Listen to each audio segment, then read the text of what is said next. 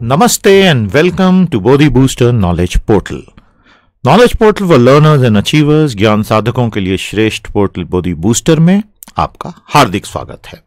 बोधि booster जो आप तक लेकर आते हैं Bodhi news, precise and time saving, संक्षिप्त व सारगर्भित। आज के हमारे इस लेसन में हम कवर करेंगे topic for the day, quiz, important recent developments and facts and numbers. तो इस ज्ञान पोर्टल का पूरा लाभ लेते रहें और इस नॉलेज इकोनॉमी में सदा आगे बने रहने के लिए develop a genuine love for pure knowledge, knowledge for knowledge's sake. Bodhi news offers you number 1 topic for the day. हम हर बोधि न्यूज के लेसन में detailed analysis, explanation of facts के साथ उस दिन का सबसे महत्वपूर्ण विषय कवर करते हैं। Important recent developments we scan through the newspapers and media across India and the world and help you get a grip on things by learning a few most important items. Facts and numbers, हवा में बातें करने से कुछ नहीं होगा, तथ्य और आंकड़े समझें, स्पेसिफिक्स एंड ऑब्जेक्टिव क्विज, ये सब तो है ही, साथ में ही वस्तुनिष्ठ प्रश्नोत्तरी भी अर्थात ऑब्जेक्टिव क्विज। और ये सब कुछ बाइलिंगुअली इंग्लिश और हिंदी में एक साथ बोधि बूस्टर नॉलेज पोर्टल पे आपको 24/7/365 सपोर्ट मिल ही रहा है and this is free for ever. इसका मूल लक्ष्य है useful for all genuine knowledge seekers of any as, students और प्रोफेशनल्स। ध्यान रखें, ज्ञान हमेशा ज्ञान के लिए प्राप्त किया जाना चाहिए, परीक्षाएं उसका सेकेंडरी बाय प्रोडक्ट होती हैं। All aspirants of government exams and MBA entrance exams and GDs and interviews will definitely benefit, but professionals, homemakers, school students will benefit the most because they are seeking knowledge purely for knowledge's sake. तो शुरुआत करते हैं एक सुविचार से with some words of wisdom. If you want to achieve excellence, you can get there today. As of this second, quit doing less than excellent work. कितनी खूबसूरत बात थॉमस वॉटसन ने कही। यदि आप उत्कृष्टता चाहते हैं तो आप आज ही वहां पहुंच सकते हैं। इसी पल से उत्कृष्ट से कम स्तर का काम बंद कर दीजिए। क्या आप एग्री करते हैं या आप एग्री नहीं करते? जो भी आपका व्यक्तिगत अनुभव है हमें कमेंट थ्रेड में बताएं। इस सुविचार का विश्लेषण प्रस्तुत करें। I will await your comments explaining your side of the story and your analysis of this beautiful statement. I am waiting, go ahead and right. बहुत ही शानदार हमारा vocab development course from A to Z उन सभी छात्रों के लिए जिनके लिए वोकैबुलरी बिल्ड करना एक चुनौती से कम नहीं। इस कोर्स को आप हमारे गुरुकुल की दिखाई दे रही लिंक पर जाकर चेक करें, आपको इसके फीचर्स बहुत अच्छे लगेंगे। और ये 50 सेशंस का एक बहुत ही शानदार कोर्स है। आगे बढ़िए, एनरोल करें PT गुरुकुल पर, a beautiful portal for all your learning needs.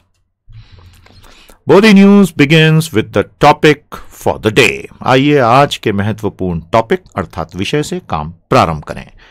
India gets its GST finally. तो और क्या टॉपिक हो सकता था। भारत को अंततः अपना वस्तु और सेवा कर मिल ही गया। इंडियन इकोनॉमी, टैक्सेशन और रेवेन्यू से हम यह विषय लाए हैं। द इंडियन GST commences 1 जुलाई 2017। विश्व भर की सबसे बड़ी अर्थव्यवस्था अपने किस्म की में जटिलता को देखें या आकार को देखें या जनसंख्या को देखें तो निश्चित तौर पर अब GST ला रही है। The challenge was twofold. ये लाने के पीछे चुनौती के दो पहलू थे। पहला which is a legislative challenge, विधायी चुनौती। आज ये सब कुछ बड़ा सरल लग रहा होगा, बट जब ये प्रोसेस चल रही थी तो सबके पसीने छूटे हुए थे। Because the entire GST, the constitution amendment, the laws and the rules were very tricky. इसके बहुत सारे अपने कॉम्प्लेक्स एस्पेक्ट्स रहे हैं। Then came the technological challenge. एक बार विधायी चुनौती निपट गई तो फिर आया तकनीकी चुनौती। Since entire India is covered and since it is a wholly new system, लेकिन कहना पड़ेगा it is a much simpler overall system. Hence preparations for the IT backbone started 2 years ago. तो 2015 से भारत सरकार ने इस पे काम शुरू कर दिया। कैसे शुरू किया? एक निजी कंपनी बनाई गई, goods and services tax network. Sir निजी कंपनी GST के लिए? देखते हैं। तो GSTN is a private company जो ये पूरा IT का भीम काय ढांचा तैयार कर चुकी है। उसका दावा है और उसका वादा भी है। It's a claim as well as a promise. वक्त ही बताएगा कि वो B2B और B2C दोनों वैरायटीज की 300 करोड़ इनवॉइसेस हर महीने प्रोसेस कर देगी। 3 बिलियन। B2B और B2C में क्या मूल अंतर है हमें कमेंट थ्रेड में बताइएगा।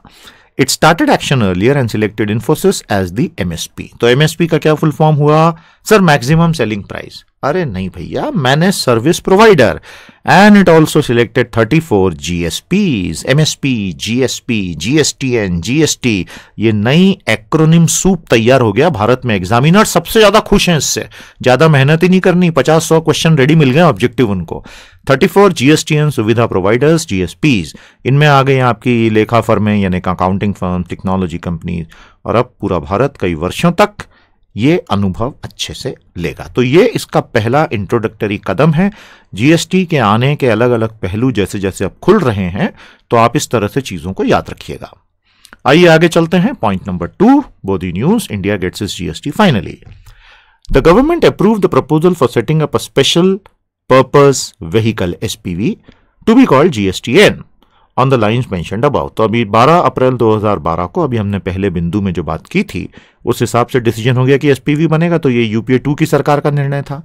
इन compliance of all the points related, the GST network was registered as a non government not for profit private limited company under section 8। बड़ी लंबी परिभाषा है, एग्जामिनर को बड़ा मजा आने वाला है। जीएसटी नेटवर्क का जो पंजीयन हुआ है वो एक गैर सरकारी, गैर मुनाफा कमाने वाली, निजी सीमित लायबिलिटी की कंपनी है, section 8 of the companies act 1956 के तहत। और उसका एक बड़ा स्पेसिफिक इक्विटी ओनरशिप स्ट्रक्चर है। Under the new companies act, not for profit companies are governed under section 8। ये ध्यान रखिएगा, तकनीकी बातें हैं, एग्जाम में काम आएगी। तो आइए अब थोड़ा देखें कि ये जो जीएसटीएन कंपनी है इसका ओनरशिप स्ट्रक्चर क्या है। आपको हमने स्क्रीन पर दिखाया है, इन्हीं की साइड से हम लेकर आए हैं। Central government holds 24.5%। तो ये पूरा जीएसटी जो चल रहा है, आप देखिए कितना फेडरल ढांचा बन गया, संघीय ढांचा सही अर्थों में। केंद्र सरकार के पास 25% से कम, स्टेट गवर्नमेंट्स के पास 24.5%। HDFC bank, ICICI bank, NSC strategic investment company, LIC housing finance 10-10-10-10 11, ये सब मिलके जीएसटीएन चलाएंगे। इस पे भी बहुत चर्चा हुई है कि ये ढांचा सही है, गलत है। अब तो भाई ये आ गया और अब इसी के साथ जीना है, और अगर जीने से इनकार करोगे तो फिर दंड भी लग सकता है।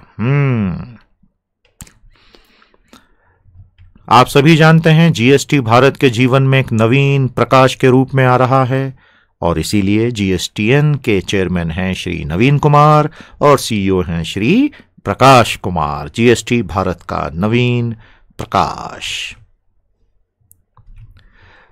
इनके विजन, मिशन और वैल्यूज। तो विजन इनका दर्शन है, मिशन इनका अभियान है, और वैल्यूज इनके मूल्य हैं।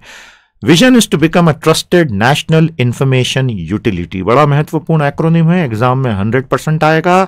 NIU, विच तो ये होगा राष्ट्रीय सूचना सेवा प्रदाता, which provides reliable, efficient and robust IT backbone for the smooth functioning of GST tax regime. अब कितनी बड़ी जिम्मेदारी दी है, पूरे भारत का व्यापार इस पे शिफ्ट हो रहा है भैया, इनडायरेक्ट टैक्सेशन में। Mission to provide common and shared IT infra and services to the central and state governments. कितनी बड़ी बात।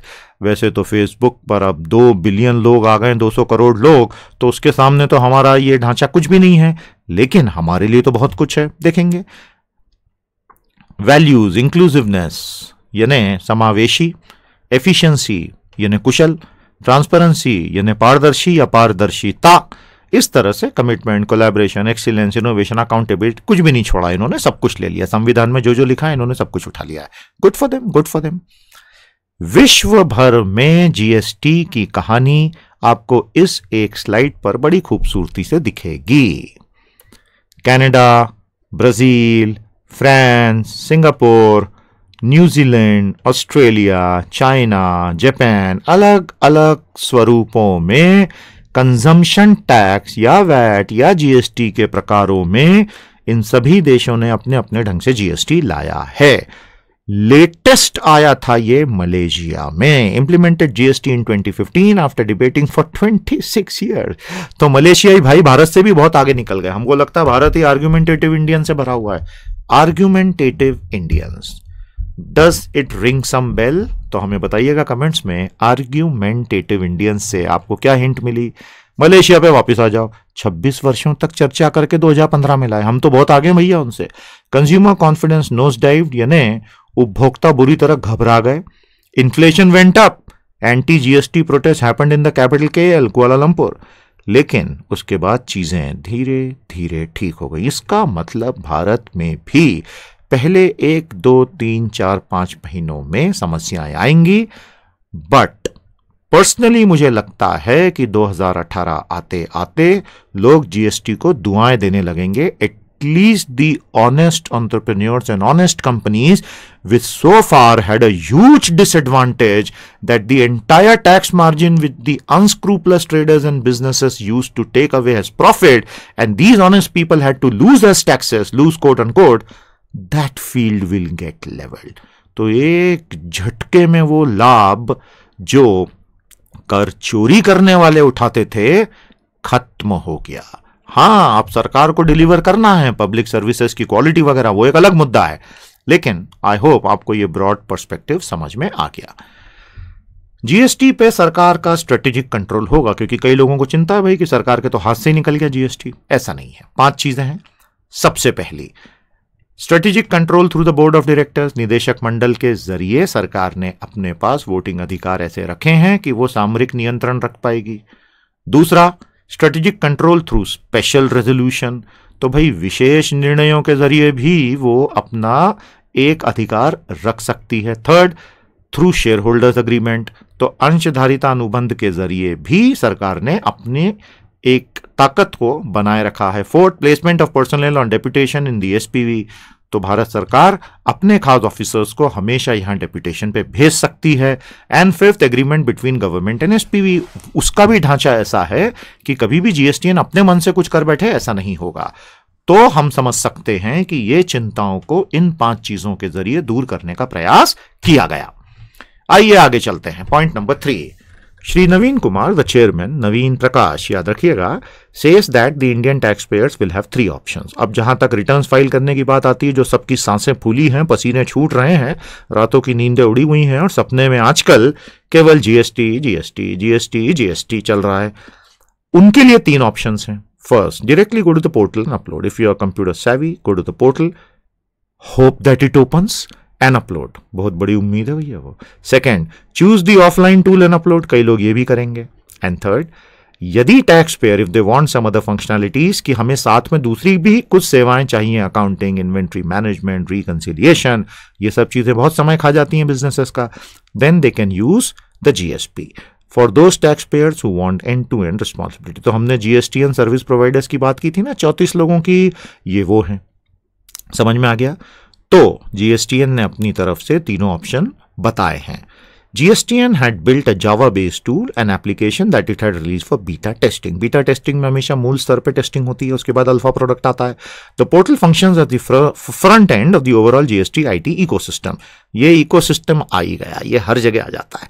The IT system of CBEC and the state tax departments handle tax admin functions, जिसमें registration, approval हुआ, assessment हुआ, audit हुआ, adjudication हुआ वगैरह। GSTN has been working with CBSE and states for ensuring mutual interaction and the back ends of the tax administration managed by Infosys. तो इसमें एक front end है, एक बैक एंड है, एक टैक्सेशन रिजीम है, एक प्राइवेट कंपनी है जो मैनेज सर्विस प्रोवाइडर इन्फोसिस है, फिर एक GSTN है जिसका एक फेडरल ढांचा है। इन सब को एक ही टेबल पर, एक ही प्लेट पर रखना GSTN और उसके चेयरमैन और CEO का काम है। तो ये एक आसान काम बिल्कुल भी नहीं है। Technology will be the last thing in it, the human side to it, उसमें सारा फ्रिक्शन मैनेजमेंट बहुत कठिन काम रहा होगा, वो हम सेंस कर सकते हैं। Fourth, GST council realise that they are rolling it out very very very very fast. तो उन्होंने क्या किया? They have gone easy on compliance for the moment. इसके लिए इनकी तारीफ की जानी चाहिए, they should be applauded for it, कि उन्होंने फिलहाल थोड़े बंधन ढीले कर दिए हैं। क्या क्या किए समझ लो। The GST Council realized that the system may not handle the load fully from 1st of July itself, and so they allowed, number 1, they have given businesses 2.5 months to adhere to the new system. तो पहला return सितंबर में भरो तो आपको सांस लेने के लिए 90 दिन, 70 दिन, 80 दिन मिल गए। Second, the tax collection and source for e-commerce companies from their vendors has been deferred for the moment. क्योंकि इन ई कॉमर्स कंपनियां जो बेसिकली मार्केट प्लेस हैं, खुद तो सेल करती नहीं, हालांकि सच्चाई इससे अलग रही है। उनका कहना था कि हमारे कई वेंडर्स अभी तक रजिस्टर ही नहीं करा पाए तो धंधा ही बंद हो जाएगा उनका। तो सरकार ने कहा, जीएसटी काउंसिल ने कहा सॉरी, कि आपको हम अभी टीसीएस से छूट दे रहे हैं। टीसीएस यानी टाटा कंसल्टेंसी सर्विस नहीं भैया, टैक्स कलेक्शन एज सोर्स, स्रोत पर कर संग्रहण। Also the GST council is worked only through consensus. बहुत अच्छी बात है, केवल सर्वसम्मति से हर चीज जीएसटी काउंसिल में आज तक हुई है, भविष्य का देखेंगे। And that has ensured that all states except one Jammu and Kashmir have legislated to that effect. तो भारत के सारे राज्यों ने कानूनी में इतनी तेजी से काम तो भारत में जरा कम ही होता है। So far not a single proposal has been put to vote. Maybe in the future things may take a different turn. We will wait and watch, we are all here, देखेंगे क्या होता है। आइए आगे चलते हैं। India gets its GST finally. Point number 5, success will depend on. अब सफलता किन चीजों पर आधारित होगी? 1 2 3 4 5। 1, ये बड़ी महत्वपूर्ण स्लाइड है, हर ऐसे में हर जगह काम आएगी। The efficiency of the administrative machinery for tax levy and collection. निश्चित तौर पर जितनी प्रशासनिक मशीनरी है वो कितनी सुगमता और कुशलता से करों को लगाने और संग्रहण करने का काम करेगी। Second, dual control should not lead to harassment of tax payer. सभी को पता है दुनिया भर में सिंगल जीएसटी होता है, सिंगल कंट्रोल। यहां डुअल कंट्रोल था क्योंकि फेडरल ढांचा है और इतनी विविधता है कि अकेले केंद्र के हाथ में तो दे ही नहीं सकते थे, राज्य विद्रोही कर देते, in the sense of a fiscal revolt. तो भारत में क्योंकि दोहरा नियंत्रण है, डुअल कंट्रोल, इसीलिए सीजीएसटी और एसजीएसटी अलग अलग है। इससे कर अदायकों पर हैरेसमेंट ना हो जाए। Third, two admin bureaucracies will exercise control in the system right when there is an anti profiteering clause also. ये सबसे खतरनाक पहलू है। एंटी प्रॉफिटियरिंग क्लॉज का मूल भावना यह है कि जीएसटी आने के बाद क्योंकि कास्केडिंग इफेक्ट ऑफ टैक्सेस, करों पे कर लगना, टैक्स ऑन टैक्स लगना, उसका पूरा जो प्रपाती प्रभाव है वो समाप्त हो जाएगा। तो कंपनियों को अपनी कीमतें कम करनी चाहिए। अब कई कंपनियां इमीडिएटली तो इसके प्रभाव को समझेंगी ही नहीं, कम ही नहीं करेंगी। ऐसे में राज्य की कर मशीनरी और केंद्र की मशीनरी अगर दोनों उस पर टूट पड़े तो वो व्यापार तो गया। Hence that's a genuine fear, we will see. और लोग ये भी कह रहे हैं कि ये पॉइंट 3 में जो एंटी प्रॉफिटियरिंग क्लॉज दिया है हमारे पॉइंट 3 में, इससे लिटिगेशन बहुत होने वाला है, देखेंगे। Fourth, access to universal broadband is the most basic need for everyone now. Thank you Jio. Fifth, there is no looking back now. अब पीछे जा ही नहीं सकते। There can be no remo after demo. वहां तो रीमो करके सब संभाल लिया, यहां नहीं, क्योंकि सारे कॉन्स्टिट्यूशनल अमेंडमेंट ने बाकी के टैक्सेस खत्म कर दिए हैं, सब्ज्यूम्ड। ये 5 चीजें हैं कि अब ओखली में सर दिया जा चुका है, अब इस आग से लड़के तैर के निकलना है। ओखली, आग, तैरना, 3 अलग अलग चीजें एक साथ ले आया मैं। समझ रहे हैं ना जीएसटी में क्या क्या होने वाला है, इसीलिए 3 चीजें एक साथ। Point number 6, India GST a complex simple system, एक जटिल सरल व्यवस्था। Everyone agrees that instead of one nation one tax rate one control we are going ahead with one nation dual control multiple tax slabs, many cesses, many exemptions model. Perhaps that is what India is. Too diverse. But it was important to go ahead now or never. ये शायद भावना रही कि फिर ये 5 साल आगे ढुल जाएगा. The government recently expressed hope that in the future there may be simplicity of single control. But as of now, this is it. तो सरकार ने ये आशा तो जाहिर की ही है कि भविष्य में शायद एकमात्र कर एक ही सिंगल कंट्रोल से हो, लेकिन और ये बोलते ही किन्होंने कहा था, हसमुख अधिया साहब ने कहा था, अखबारों में बहुत अच्छा इसका कवरेज रहा है, आप पढ़ सकते हैं इसे। उन्होंने कहा था, I am sure many states would have lost a heart beat there or missed or skipped a heart beat, but future में शायद ऐसा हो, but as of now this is it. We hope you have enjoyed this coverage on India gets its GST.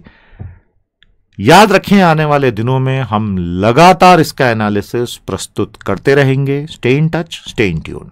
आइए अब हमने जो पढ़ा उस पर एक क्विज सॉल्व की जाए। Are you ready?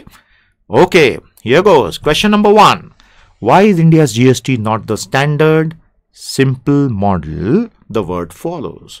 दुनिया भर में जिस प्रकार का सरल जीएसटी प्रारूप होता है, भारत का जीएसटी वैसा क्यों नहीं बना? 1 2 3 4 5। Tick tock, the time is ticking. बताइए क्या लगता है आपको, क्यों नहीं बना, क्यों नहीं बना होगा? बताइए बताइए बताइए। The correct answer is 5th, because of all these 4 reason, the sheer diversity and size of India, इसमें एक सरल ढांचा इस स्टेज पे पॉसिबल ही नहीं था. Second, the present system will take time to bring it to a single layer. Third, a federal and consensus-driven GST council did its best, and this is the result. And fourth, if India would wait for an ideal GST, it would take forever. And forever could mean 5 years, 3 years, 10 years, who knows? Hence, यहाँ all of the above सबसे अच्छा उत्तर था. समझ गए? Question 2. Which of these is true regarding the GST of India? Bharat के GST के संदर्भ में इनमें से क्या आपको सही लगता है? बताओ भाई, इतना पढ़ लिया आपने, एक्सपर्ट हो गए अब तो आप बोलो. 1, 2, 3, 4, 5. Of course, the correct answer is fourth, both 1 and 2 above. कैसे? Instead of multiple taxes, there will be only one tax. ध्यान रखें, GST तो एक ही टैक्स है ना, उसमें स्लैब्स अलग अलग हैं, बट GST टैक्स तो एक ही है, टैक्स रेट अलग अलग हैं. As of now tax payer में भी subject to VAT, excise, CST, service tax, ये सारे GST में सब्ज्यूम हो जाएंगे. तो कर तो एक ही देना है, उसमें कंट्रोल डबल है, रेट्स 4 हैं पर कर तो एक ही है. ये बारीक फर्क है, ध्यान रखना. Third, the GST network aims at becoming a trusted NIU. What is that? NIU क्या है बताइए? 1, 2, 3, 4, 5. बहुत ही सरल प्रश्न है, आई एम श्योर आपने 1 सेकंड में चुटकी बजाते हल कर लिया होगा. मेधावी छात्रों की आदत होती है, चुटकी बजाते हल कर लेते हैं. The correct answer is national information utility, राष्ट्रीय सूचना सेवा प्रदाता कंपनी, NIU. इसे आप याद रखिएगा, यह परीक्षाओं में अच्छा प्रश्न बन सकता है. Fourth, which of these is true regarding the GST? GST के संदर्भ में इनमें से क्या सत्य है? 1, 2, 3, 4, 5. बड़े अच्छे ऑप्शन हैं. 1, the USA is the only major economy that doesn't have a GST. Second, the USA is having the best ideal GST. Third, fourth, fifth. क्या लगता है आपको? मुझे लगता है 5th होगा. आपको क्या लगता है? चलिए देख ही लेते हैं इस चमत्कारी प्रश्न का उत्तर. हाँ, the USA is the only major economy that does not have a GST system. जी हाँ, जी हाँ, जी हाँ. सर ऐसा क्यों? बिकॉज अमेरिका में फेडरल सिस्टम इतना स्ट्रांग है कि वहां के 50 राज्यों को इसके लिए मनाना लगभग असंभव है. America is a truly federal country with tremendous devolution down the line. और शायद भविष्य में कभी आए. फिलहाल states have tremendous parts regarding taxation. America में नहीं है GST और शायद आने वाले समय में होगा भी नहीं. ये एक बहुत अच्छा फैक्ट है, याद रखिएगा इसे. 5th, और ये क्विज का आखिरी प्रश्न, हमारी ऑनलाइन क्विज बोधी बूस्टर की, उसमें आपको 10 प्रश्न मिलेंगे. इसके तुरंत बाद जाके सॉल्व कर लीजिए. The supreme decision making body of GST in India is, and it was constituted on. 2 प्रश्न हैं. 1, 2, 3, 4, 5. क्या लगता है आपको, क्या सही प्रश्न का उत्तर होगा? जी हां, आपने सही सोचा. इट इज GST काउंसिल. तो option 1, 2 and 4 were ruled out. और 12 सितंबर 2016 को यह बना और अभी तक उसकी अनेकों मीटिंग्स हो चुकी हैं और उसमें फटाफट डिसीजन लिए गए, जो कि सरकारी स्तर पर अत्यधिक प्रशंसा योग्य बात है.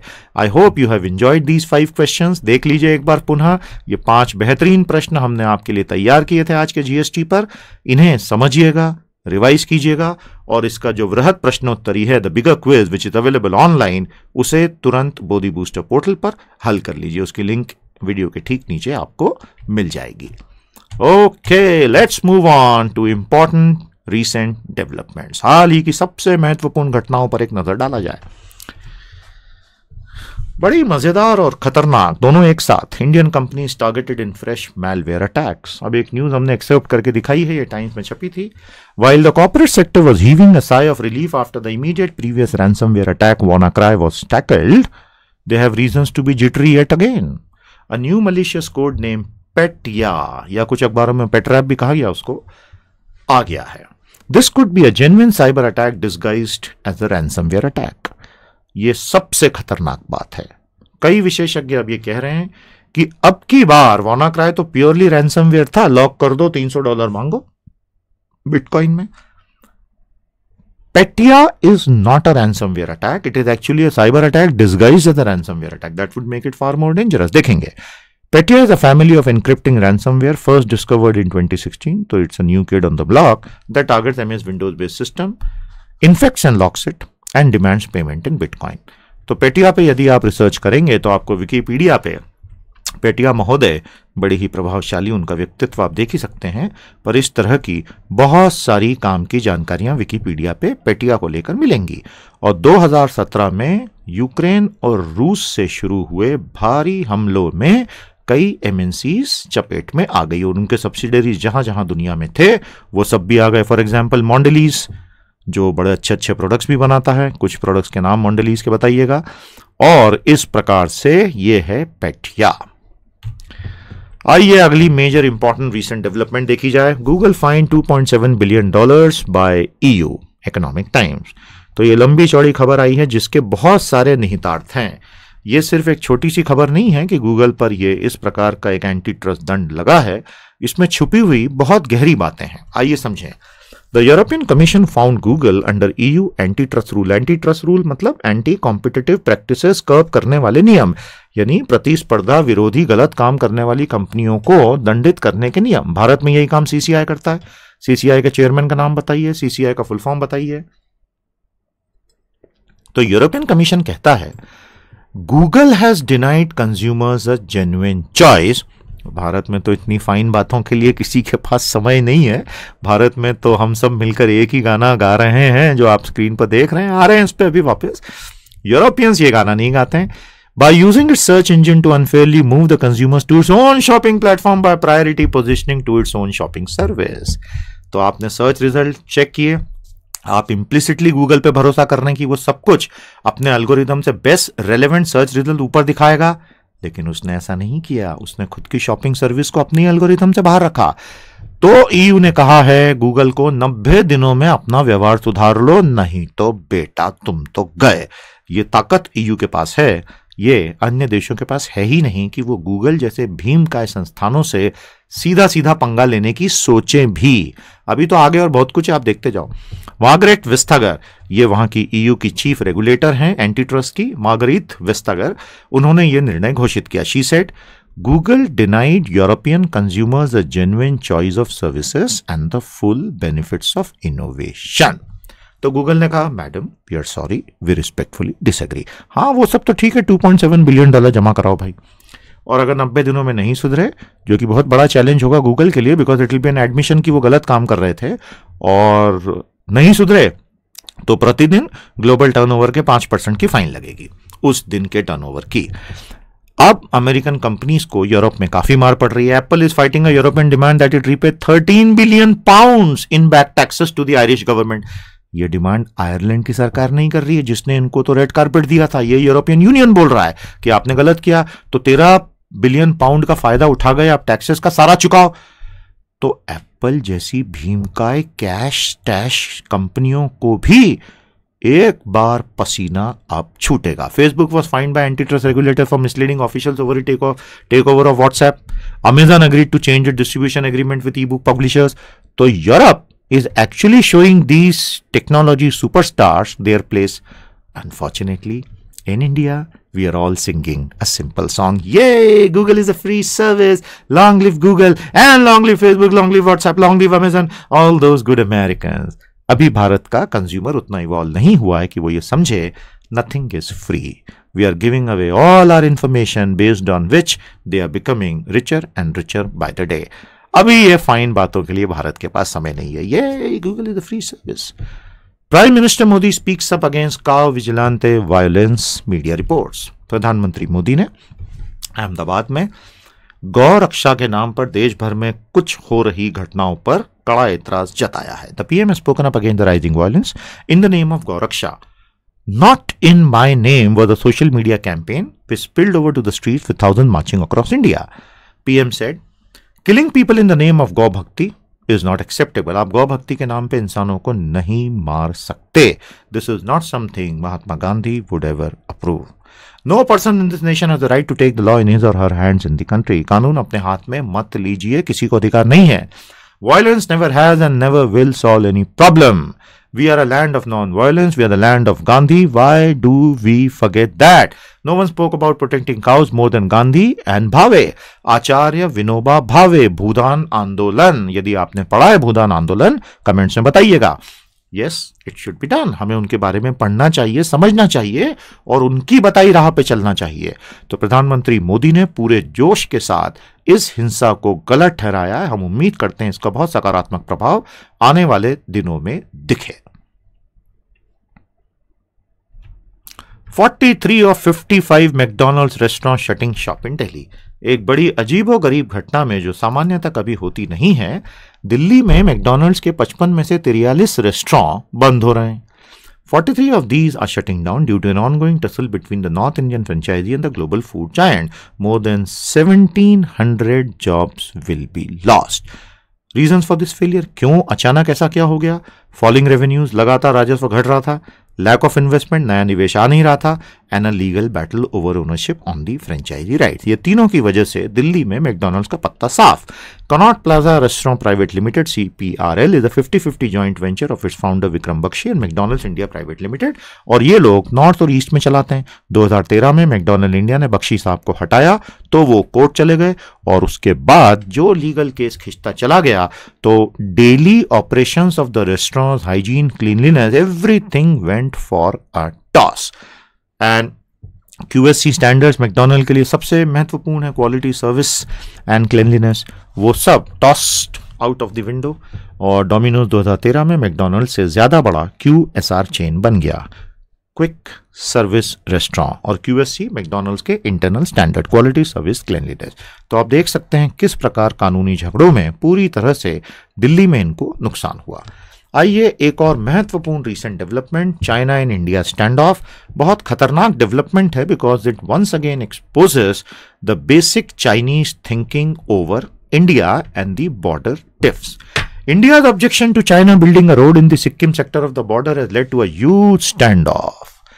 भारत ने सिक्किम क्षेत्र में चीन द्वारा लगातार इंफ्रास्ट्रक्चर और एक सड़क बनाए जाने का जब से विरोध किया है, तब से चीनी बिलबिला उठे हैं। And for once this is not over Arunachal Pradesh और लद्दाख। तो ये पहली बार सिक्किम को लेकर अब झगड़ा हो रहा है। The area comes under Indian jurisdiction, but China says the area undoubtedly is on its side of the border as per the 1890 Sino British treaty. अब ये चीनियों का बड़ा मजेदार है भाई, जब कोई ऐतिहासिक संधि से उनको लाभ होना है तो 1890 साइनो ब्रिटिश ट्रीटी, और जब ऐतिहासिक संधि से भारत को लाभ होना है, कौन सी ऐतिहासिक संधि, कौन सा दलाई लामा, कौन सा तिब्बत और ब्रिटिश संधि, कौन सा क्या। बहुत बढ़िया चीनी भाइयों, बढ़िया है। Incidentally Sikkim is a state with Beijing actually recognizes as Indian। पहले तो ये इंडिया प्रोटेक्टोरेट था, फिर वो इंडिया में एक प्लेबिसेट के बाद मर्ज हो गया। Chinese troops entered into the Sikkim sector and they jostled with the Indian army personnel. The good thing is not a single shot was fired. At least I have not read about it. आपने पढ़ा हो तो बताइएगा comment में। धक्का मुक्की हुई तो भारतीय सैनिकों ने पूरी तरह से human wall along the line of actual control बना के PLA को रोका। Military precautions by India. अब not just over this specific incident, but Bharat काफी लंबे समय से उत्तर पूर्व और उत्तर क्षेत्र में नई नई योजनाएं डिफेंस की बना रहा है। Number 1, Indian army set to deploy field of armed helicopters near north east border. Second, a new corps, the 17 corps, जिसमें दसों हजारों सैनिक होंगे, ये माउंटेन कोर होगा for the north east, will be ready by 2025। इससे वहां फिर चीन किसी भी तरह की मिसचिफ नहीं कर पाएगा। End of course point 3, new air force station near Ladakh, केवल 25 किलोमीटर फ्रॉम LAC बन रहा है, और ministry of donor is also focusing on aggressive development on infra in north east. अब इसमें गलती कहीं ना कहीं सरकारों की रही है। Over the decade north east में इंफ्रा नहीं बना तो हमारी तरफ स्पीड कम है, उनकी तरफ 120 से 140 किलोमीटर की स्पीड है, तो we are definitely at a strategic disadvantage. ये है ट्राई जंक्शन, जो चिकन स्नेक रीजन में Bhutan, Sikkim, China, Tibet, India, इसका जो ट्राई जंक्शन बनता है, ये वो है। The Doklam plateau is the Bhutanese territory, but China sends PLML to the area. India is opposed to China's attempt to construct a road in the Doklam plateau, and China can militarily threaten Siliguri corridor if the road is constructed. इसलिए भारत विरोध कर रहा है। अब चीन को तो आदत ही नहीं किसी का विरोध सहन करने की, क्योंकि अमेरिका, भारत के सिवा कोई बचा ही नहीं विरोध करने वाला, बाकी सब पूरी तरह से सरेंडर्ड। तो आप देख सकते हैं, इसे मिडिल सेक्टर, उसे ईस्टर्न सेक्टर कहा जाता है और उसको वेस्टर्न सेक्टर कहा जाता है। और middle sector, Sikkim officially became an Indian state in 1975 following a people's referendum. तो जनमत संग्रह के बाद सिक्किम 1975 में आधिकारिक रूप से भारत का राज्य बना। Prior to 1975, Sikkim had been a monarchy enjoying protectorate status। Bharat की तरफ से उसको पूरी सुरक्षा मिली हुई थी। Chinese maps portray Sikkim as an independent country, sometimes otherwise as an integral part of India, which it actually is. और बाकी अरुणाचल को लेके तो चीन कहता ही अरुणाचल तो मेरा है। चीन कुछ भी कह सकता है, कल को वो कह सकता है इंदौर और भोपाल भी मेरे हैं, तो उनसे तो आप बहस कर ही नहीं सकते। आइए फैक्ट्स एंड नंबर्स की तरफ चलें। हमारे पहले सारे सेक्शंस कंप्लीट, उम्मीद करता हूं आपको बहुत आनंद आ रहा है। फैक्ट्स एंड नंबर्स से हमें एक ठोस जानकारी मिलती है जिससे तर्कों में ताकत आती है। इंडिया चाइना ट्रेड इम्बैलेंस आप देख सकते हैं, imported from China by India and exported to China by India, 30 गुना फर्क चल रहा है। और इसी से आप ये समझ सकते हैं, ये तो एक बहुत स्पेसिफिक लिमिटेड टाइम का मैंने आपको बताया है। Electromechanical machines, electronics, antibiotics and vitamins, plastics, fertilisers, copper, cotton. Bharat का भयानक आयात और बहुत ही कम निर्यात। तो जितने भी लोग चीन से व्यापार बंद करने की बात करते हैं उनकी बातों में दम है, क्योंकि चीन को पीड़ा होगी। हालांकि भारत उनके टॉप 3 ट्रेड पार्टनर्स में नहीं है चीन के, लेकिन फिर भी बहुत नुकसान होगा। और भारत के पास चीन के खिलाफ आज सबसे बड़ा हथियार अगर कुछ है तो वो ये है, यदि हम ट्रेड बंद करें, लेकिन उससे हमारे भारतीय भाइयों को, इंडस्ट्री को भयंकर नुकसान होगा, क्योंकि चीन जाकर बड़े स्केल पे माल खरीदना सस्ता भी है, सुलभ भी है। It's not only just cheaper but very very easy also to go to China and buy goods. एक ही छोटे से शहर में आपको पूरी रेंज मिल जाती है चीजों की। जो लोग गए हैं उनसे बात करेंगे तो आपको पता चलेगा। आप देख सकते हैं 2011-12 से लेकर 16 तक की स्थिति, किस प्रकार एक्सपोर्ट्स हमारे कम होते रहे और किस प्रकार इंपोर्ट्स बढ़ते रहे। इंपोर्ट्स फ्रॉम चाइना लाल, एक्सपोर्ट्स टू चाइना ब्लू, 18 से गिर के 9 हो गया है, 55 से बढ़कर 61 हो गया है।